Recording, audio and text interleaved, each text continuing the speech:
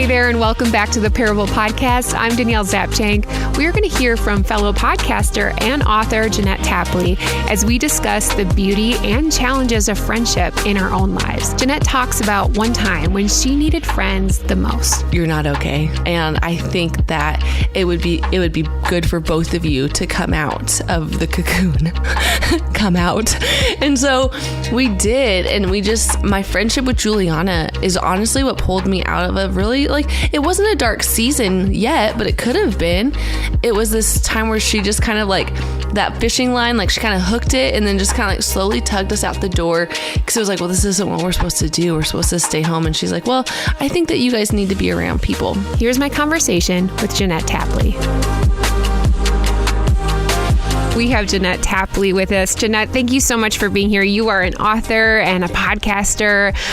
Could you tell us a little bit more about yourself? Yeah. Well, you nailed it. I'm an author and a podcaster. I'm also married to my husband, Jesse. We've been married for 17 years. We've been married a long time. We have a 15-year-old son, a 13-year-old son, and then our daughter, Zoe, is our youngest, and she's 11, and she's adopted from Africa. On top of being all of these things, my greatest role is at home, which is so beautiful, but also so hard sometimes. And I love the people that I get to serve and love within our home. And I love all things friendship and coffee. And I am a really, really thankful person to be placed where I'm placed, because I think that I would flounder other places. So I'm just really, really thankful that God's placed me right here. So that's, I'm a wife, I'm a mom, podcaster, author, speaker, all those fancy titles. But really all that means is I'm just living into what God's got in front of me right now. And Jeanette, you're in Texas, right? Yes, Central Texas. Okay. So if we were out at a local, your favorite coffee hang, what would be your drink of choice today? Oh, okay. So I always go to this one shop called Two Rivers, and it's delicious. And I always get it's called an LA Lavender, but it's a oat milk honey lavender latte. And I put on a few extra pounds this winter. I think it's the oat milk lavender lattes, honestly. First of all, who hasn't put on a few pounds these last couple of years, right? I would also say, I feel like it's like Anne of Green Gables here. We're a meeting as bosom pals. I'm also a lavender latte lover. Initially, I was a little hesitant because I'm like, is this going to taste like soap? But it's fantastic. Everyone give it a shot. My husband says it's like drinking flowers. He's like, I don't want to drink a flower. And I'm like, well, stay away from my coffee because I think it's delicious.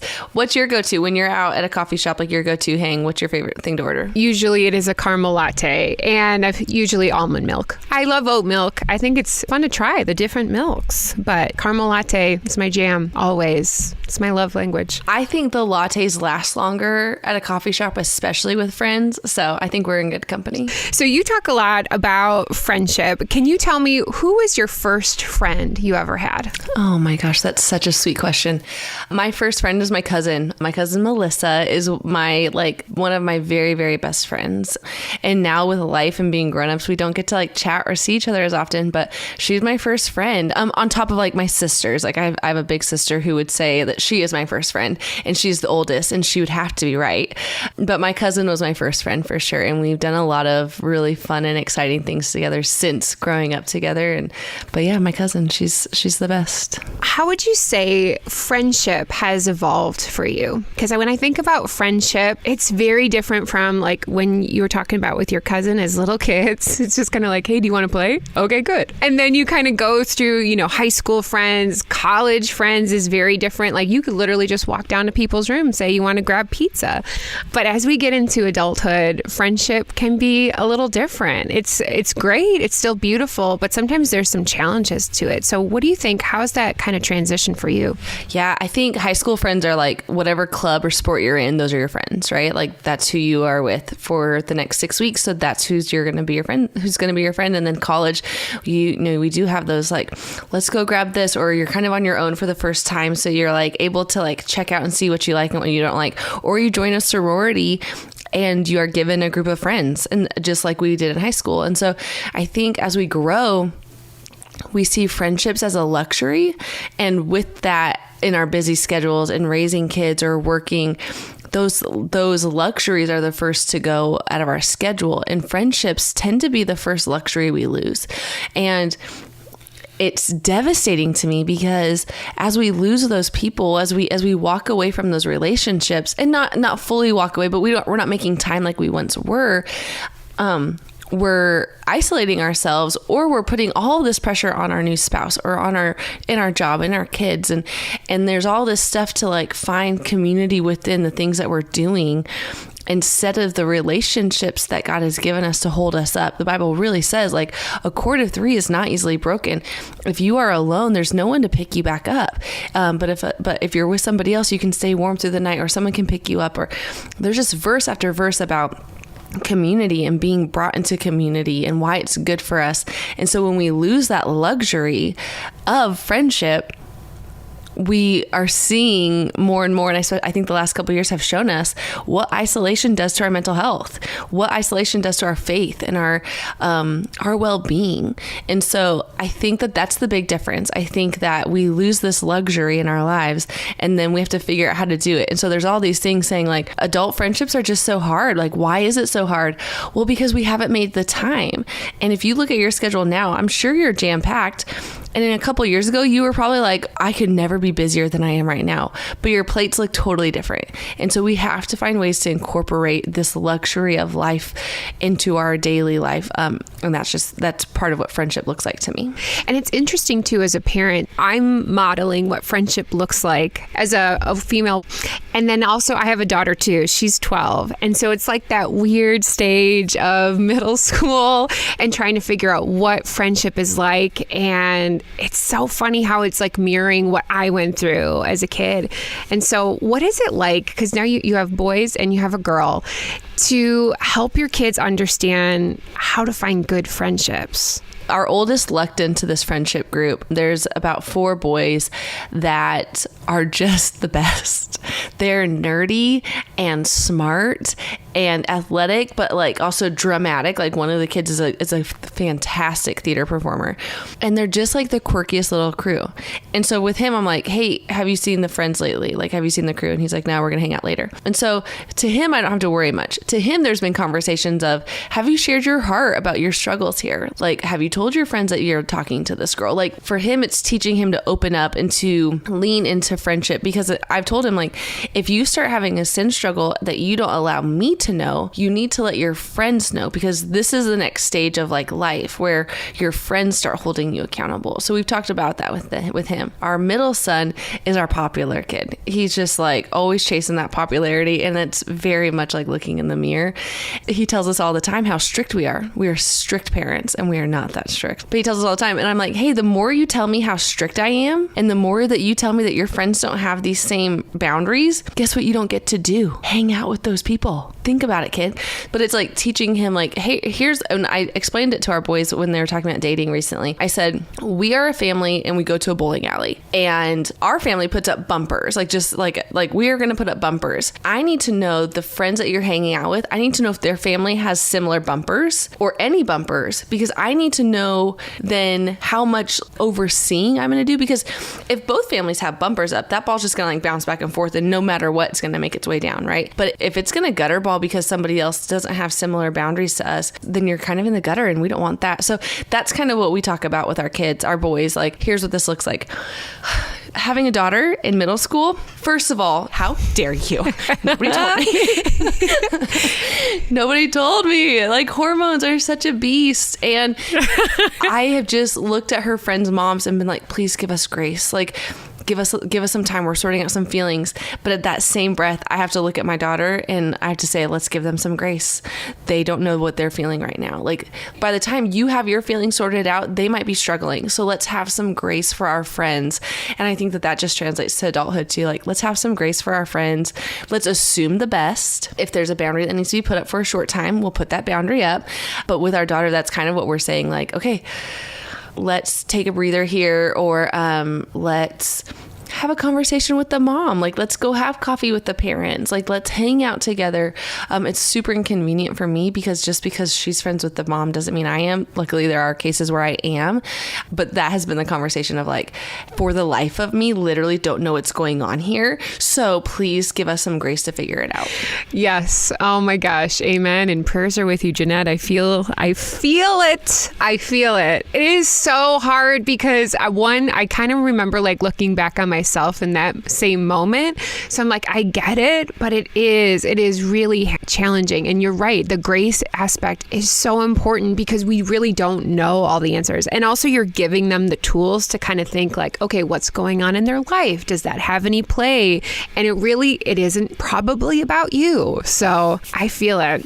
So Jeanette, the show is about parable stories. And, I kind of like to imagine sometimes Jesus, when this is all the stuff that wasn't in the Bible, that he was around the campfire with his disciples, with the people he was teaching, and he had like talks and he built friendships. And that's really why we love Jesus, is because there's that relationship aspect.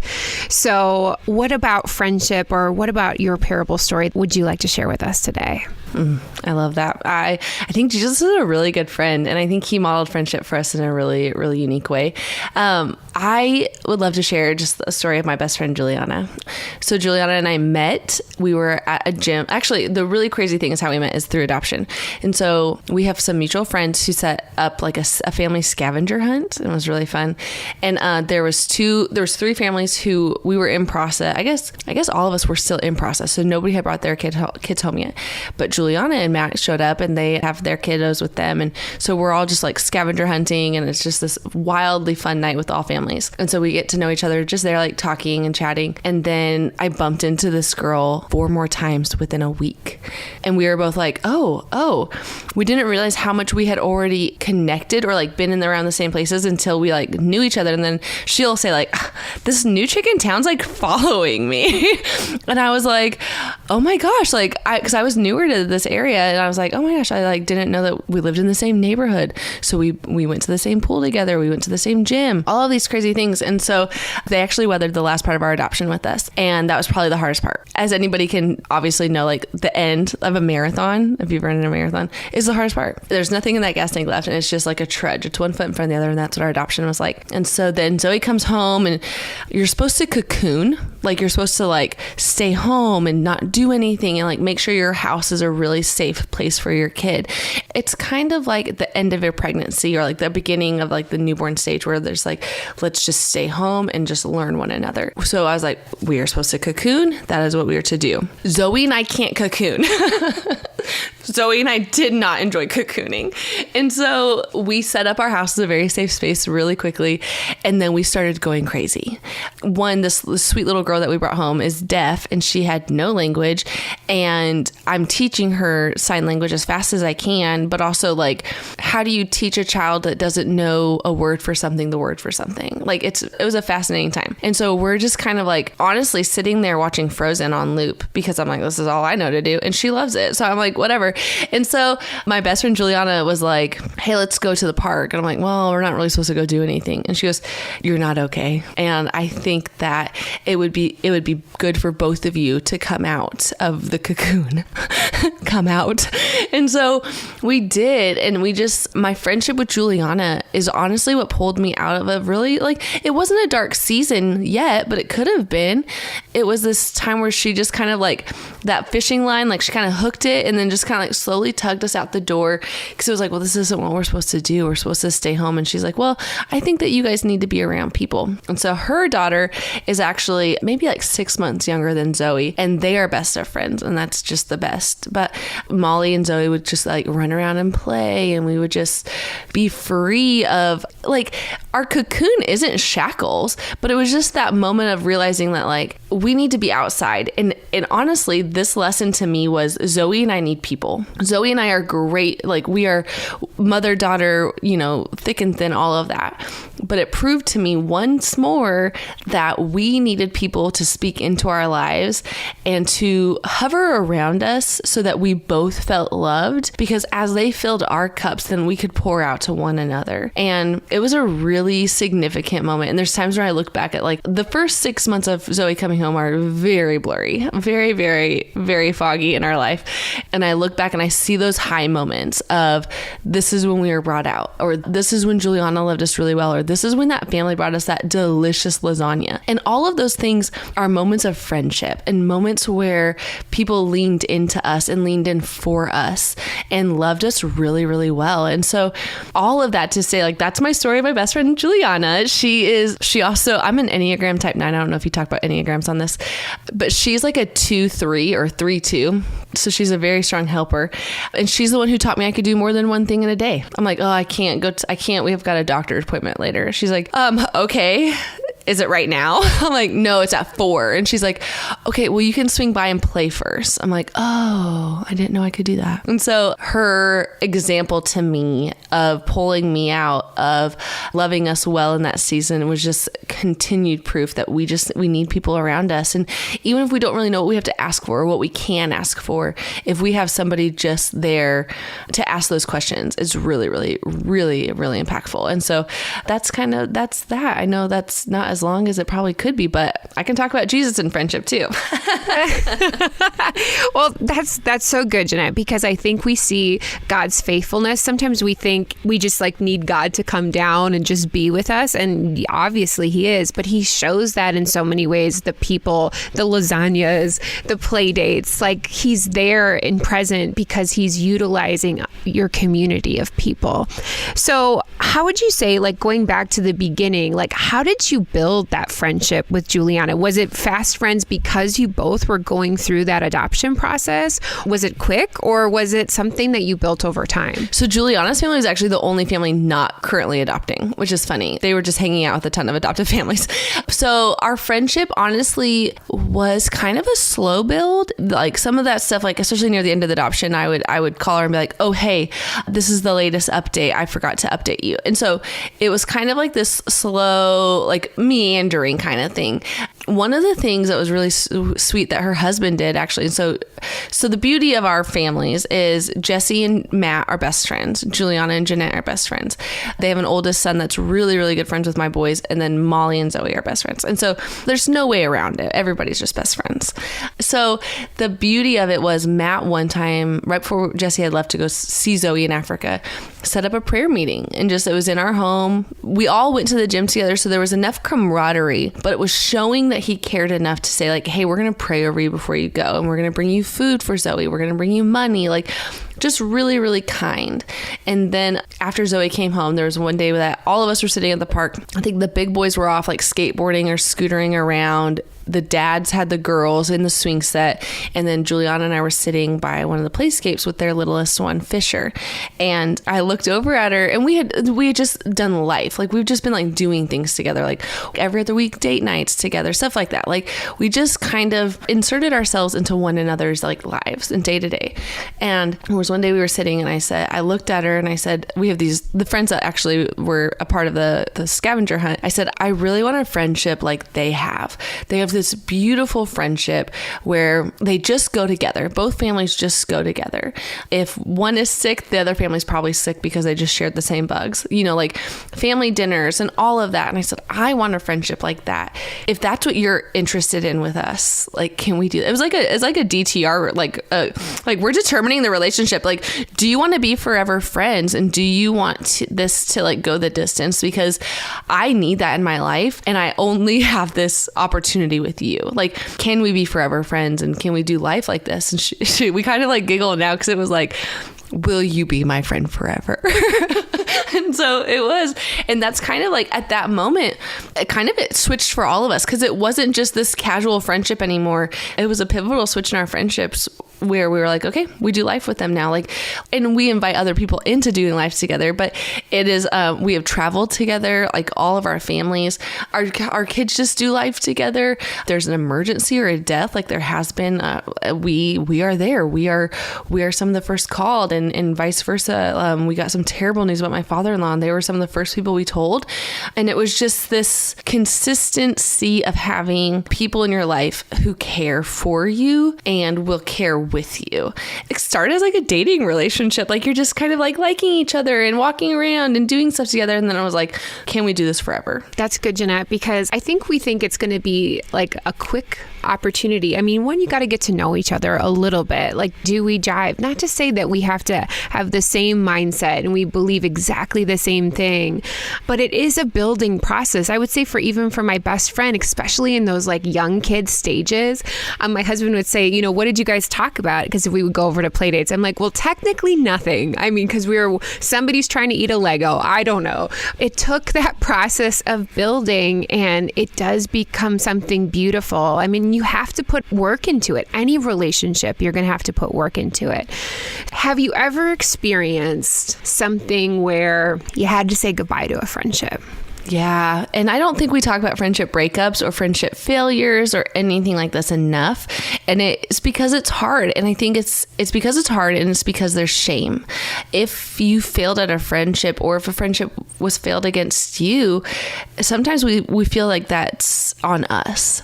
And so, yes, I have had a friendship failure and man, it took a lot out of me. It hurt a lot. Run me through the ringers doesn't sound right, but that's what it did. As you say goodbye to friendships, and I think I just posted something on social media recently about like Paul and Barnabas suffered a sharp disagreement and parted ways. But that doesn't mean that they didn't try to make things work before. It doesn't mean that this was the first time they disagreed and fell apart. It means that this is what happened and then they moved on from it. And so I think it gives us freedom to move on from friendships. But I also think that we live as peacemakers and peacekeepers first, and we try to walk in reconciliation first. And so I am the person who will stand on the platform forever and say like our friendships matter. Like we need people. We should always try to fight for forgiveness. We should always try to fight for that friendship.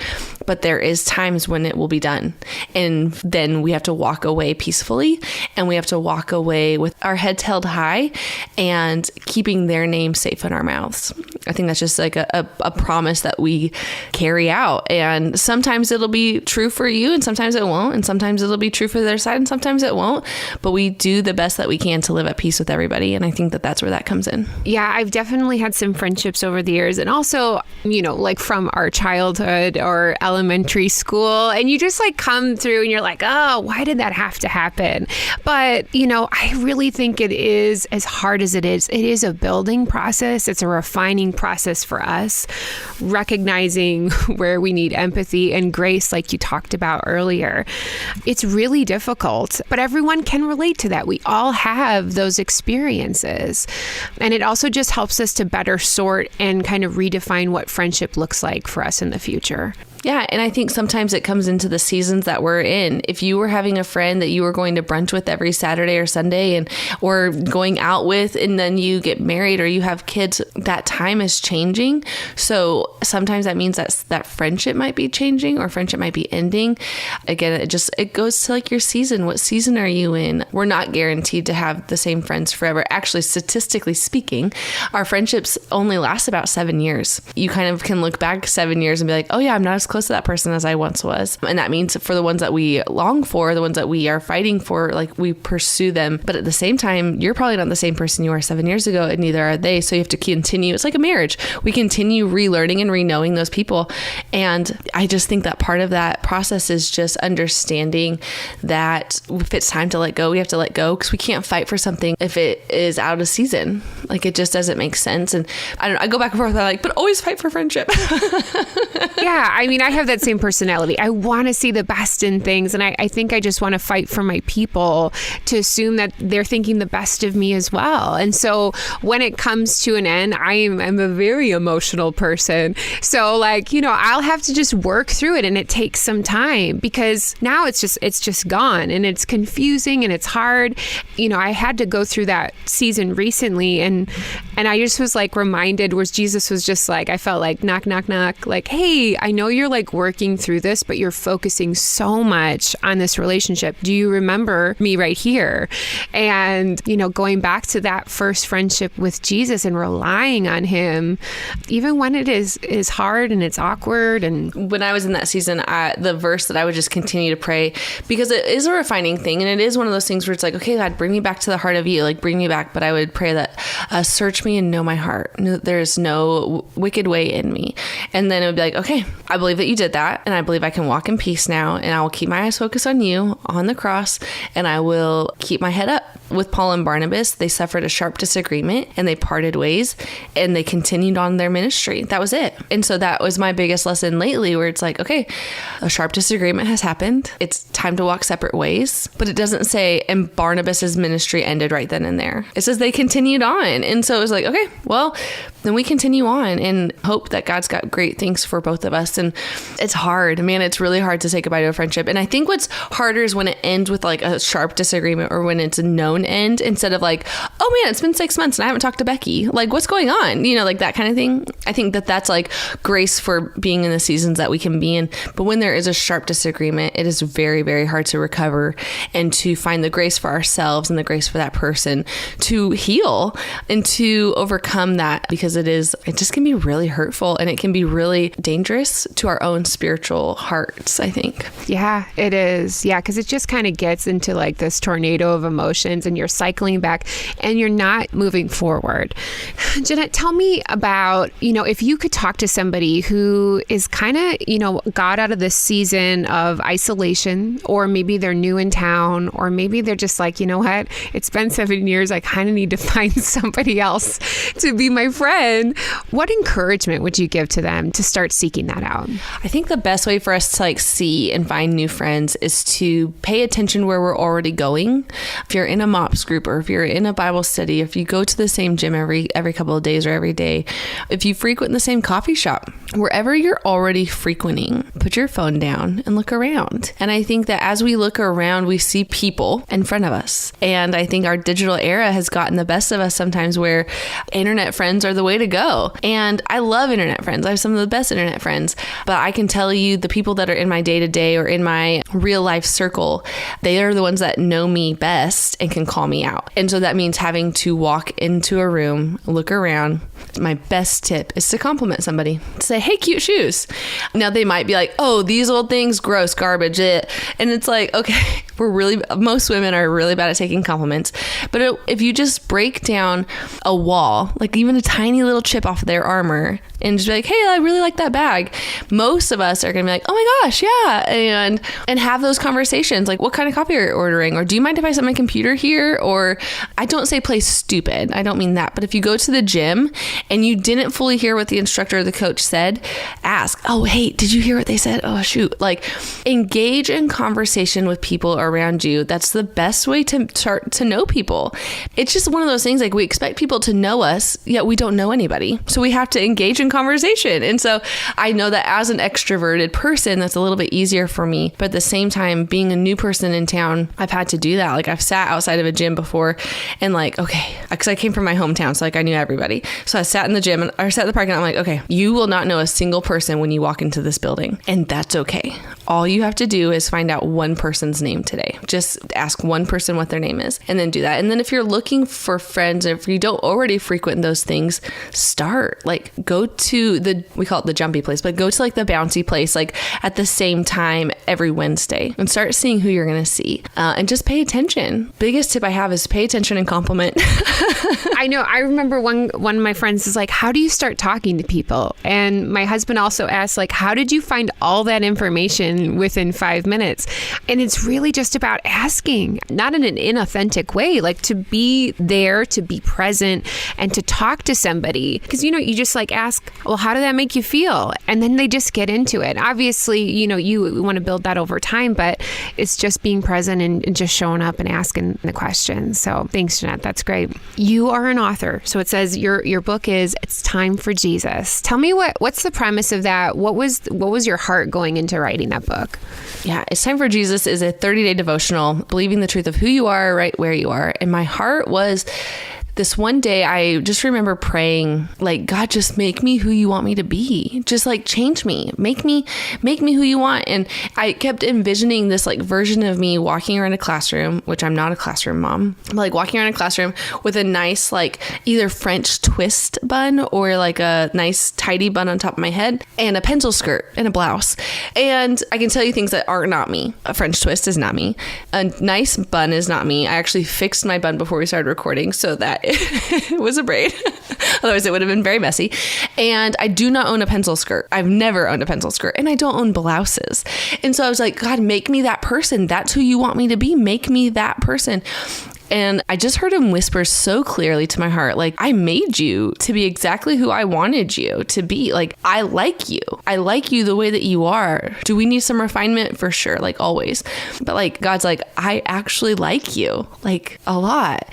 So could you stop trying to change my child and just live? And so this devotional is kind of based off of that, just believing the truth of who God made you to be right where you are. And we talk a lot about Jesus being our friend.